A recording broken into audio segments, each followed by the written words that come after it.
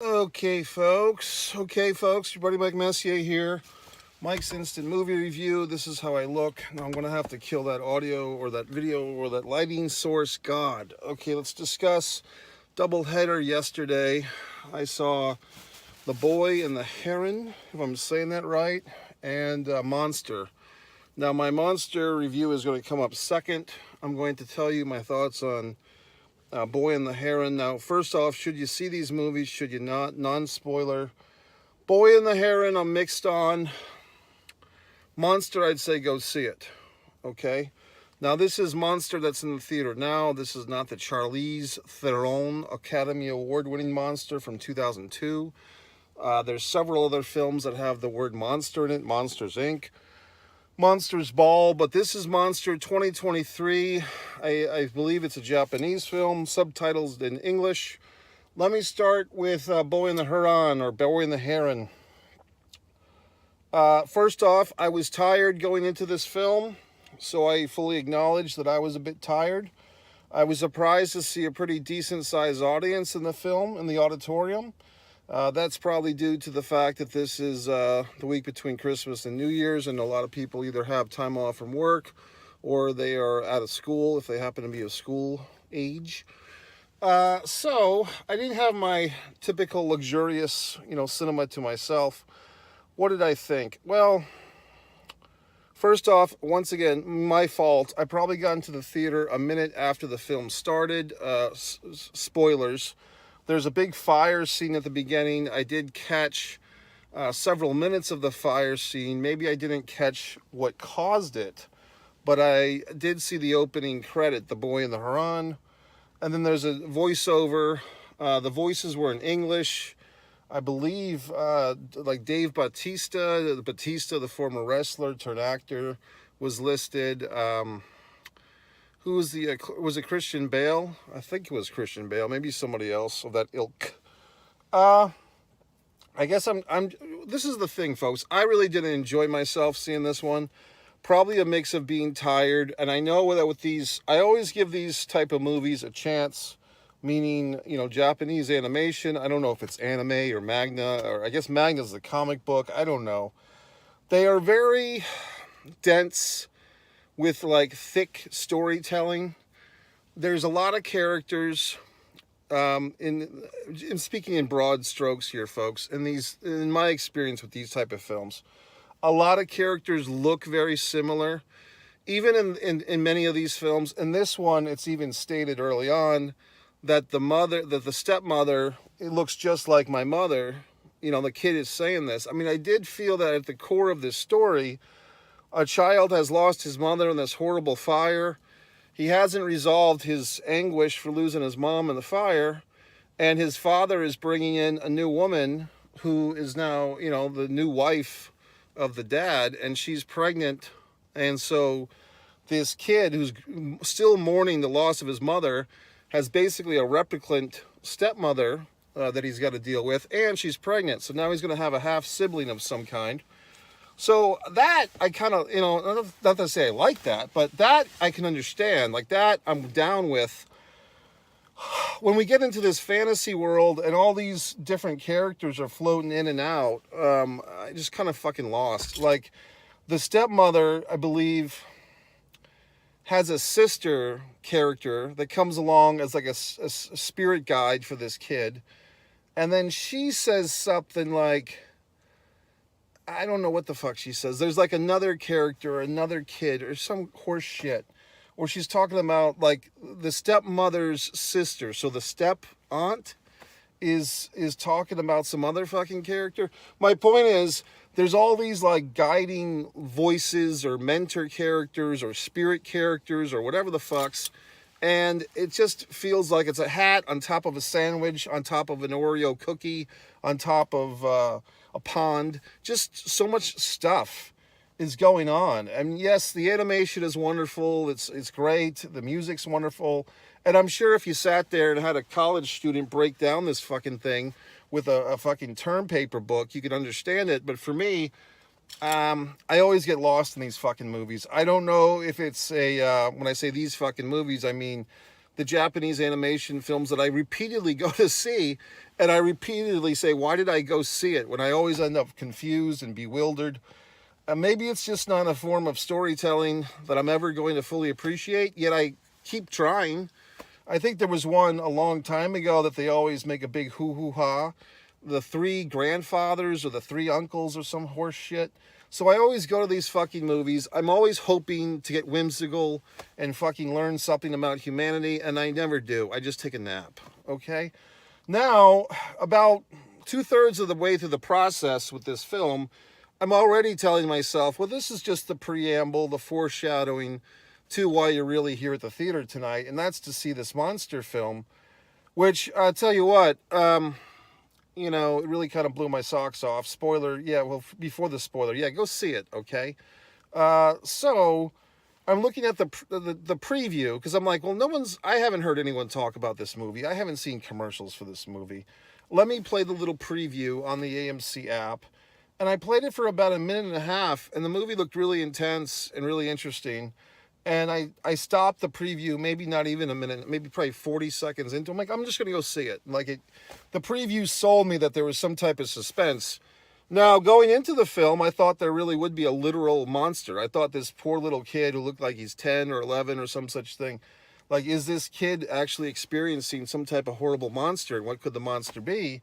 But this does not look like a Godzilla film or anything like that. This looks like a serious drama. So what is this monster? Well, come to find the fuck out, the monster, spoiler, if you've seen the film, which I suggest you do, or see the film and come back to me and compare notes. But the fucking monster is society. The monster is his bereaving mother, who is mourning the death of her husband, the kid's father. The monster is his mother's expectation that she promised the father that she would stick around long enough to see the son have a nice normal wife and a nice normal set of kids. And the mom, who did not seem to be she seemed like a really nice mother, good mother. And I'm sure if she knew the kid's secret, that she would not judge him or give him a hard time. At least I don't think so, based on the actress's performance. There was no sensation that she would be anything other than supportive and understanding that what the kid's going through is a sexual identity crisis. So this poor little kid, he's like 11 or 12. He doesn't know what's going on in the world. He's just, he's dead. His father's dead. His mother's telling him all this stuff. I guess in their culture, they believe more so in reincarnation than anything else. So he's wondering, is my father a horse? Is my fucking father a giraffe? Where's my father? And he starts to have feelings for another child. And, little do the people and the adults know what's going on here. In fact, there's this big misunderstanding. What I love about this movie, Monster, is not so much anything except the perspective of the storytelling is really unique. Yes, I've seen other films do this, where you kind of take a story, you examine it from different perspectives. But I haven't seen it done this well in a very long time, and I really can't remember seeing a movie that went this deep with this type of storytelling, where basically we see different sides to a story without any proclamations. Like, there's no big, words on the screen. Well, this is from this asshole's point of view, and this is from that asshole's point of view. It's very seamlessly cut, edited, so that you really have to pay attention. But you feel intelligent watching this type of film, and you feel like this film is giving you like all these little seeds and all these little payoffs. It's one of these films where you're getting, this one also was like 2 hours and 4 minutes.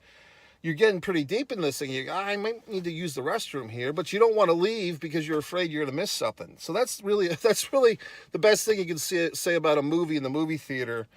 If you're afraid to leave your seat to use the facilities because you're afraid you're going to miss some wonderful information or a great scene.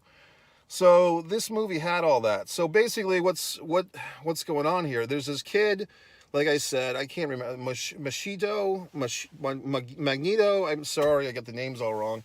But the kid is, being raised by a single mother, and you see that these people have this tiny little apartment, you know what I mean? And so they're struggling, They're not poor, but it's sad because the dad is dead. And honestly, like us Americans, or North Americans, wherever the fuck you are in the world, you have to be appreciative if you have a lot of space. You know, like even if you're not rich and powerful, you still have a lot of space in this country.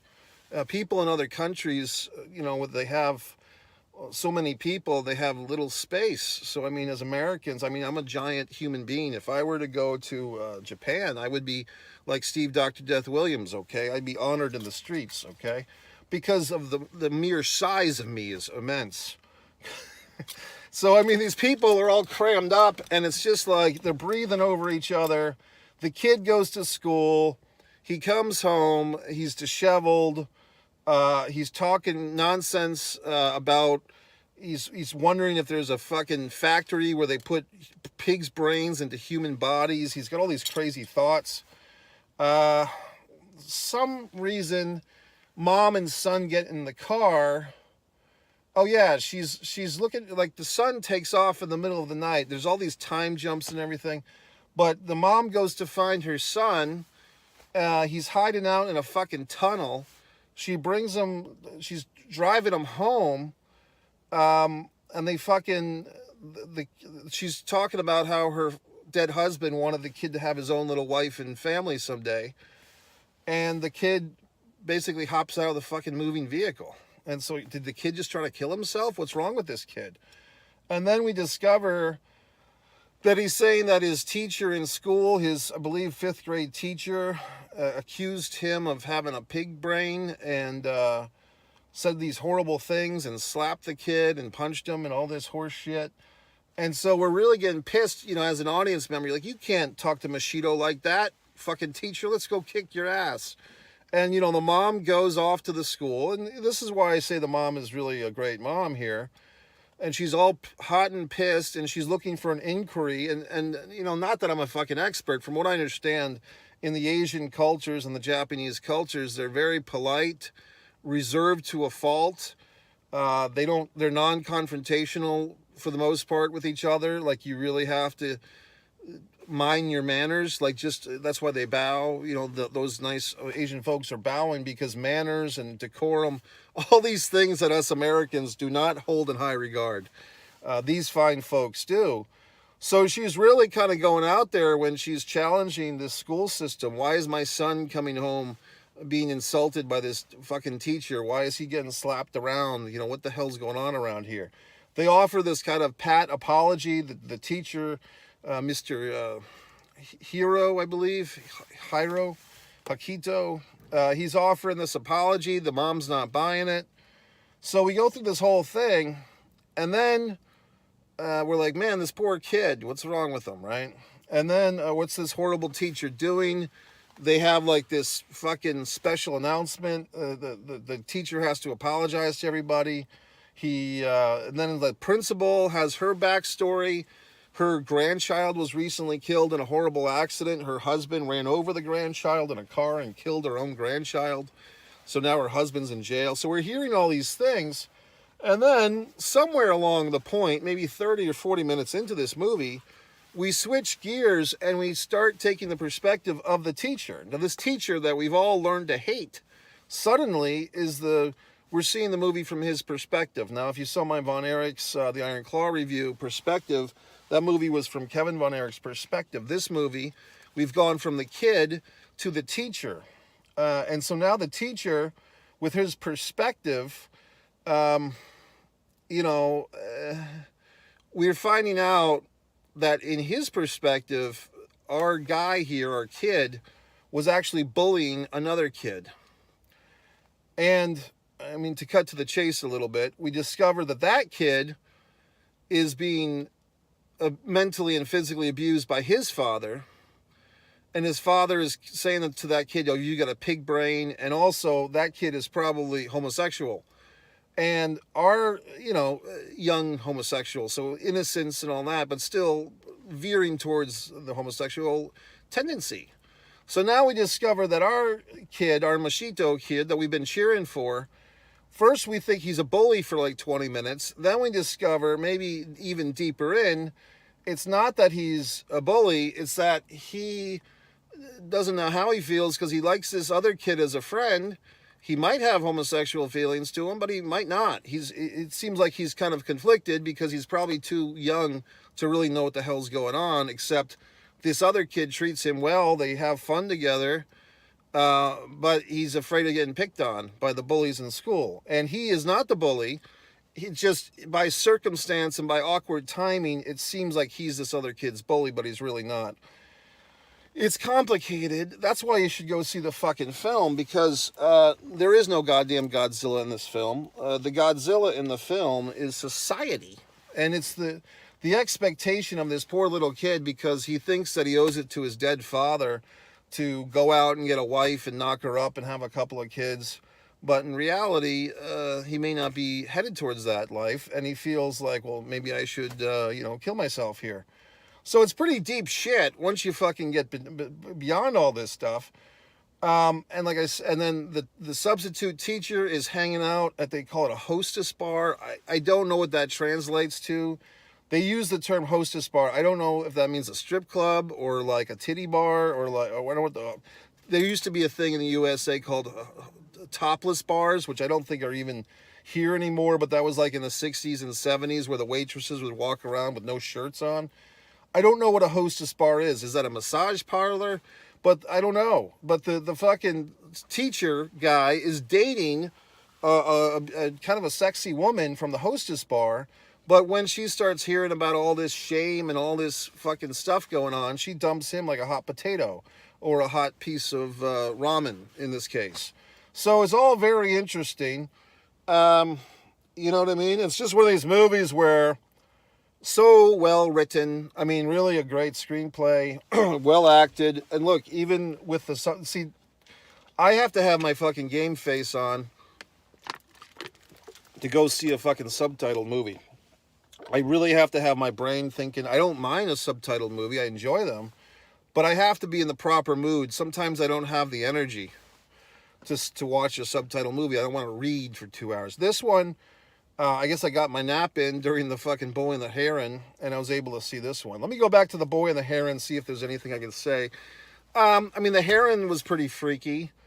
The fucking movie was weird. Just the Boy and the Heron. It's like a fantasy, and then it's like a fire. It's just, I don't know what the fuck's going on.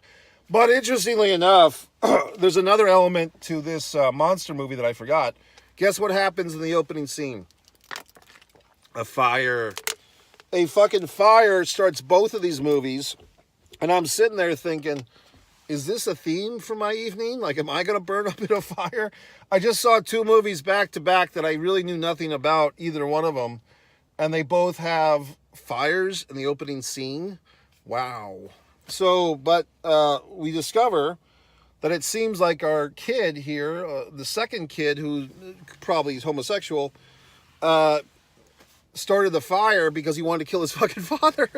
Because the kid is starting fires around town because he wanted to burn his father alive, because his father's hanging out at the same hostess club that the teacher's hanging out at. And so the kid, he's trying to burn the fucking club down, and his friend says, "Did you burn down the hostess bar?" And the kid says, "Alcohol is bad for your health." Oh, I'm like, whoa, this kid's a fucking stone cold killer.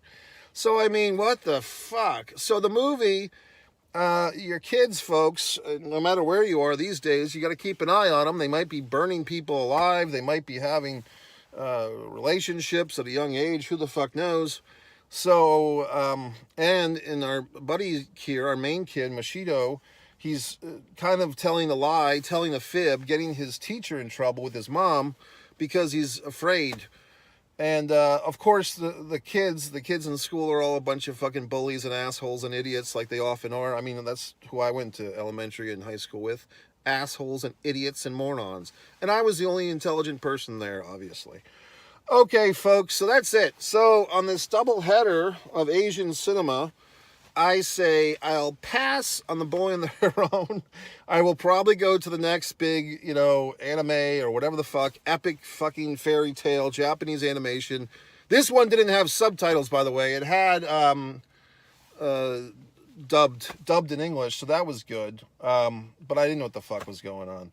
And the monster film, I loved it. I really thought it was great. The really only question is this better than the Charlize Theron monster? I think it probably is. Okay, folks, goodbye. MikeMessier.com. Subscribe, buy my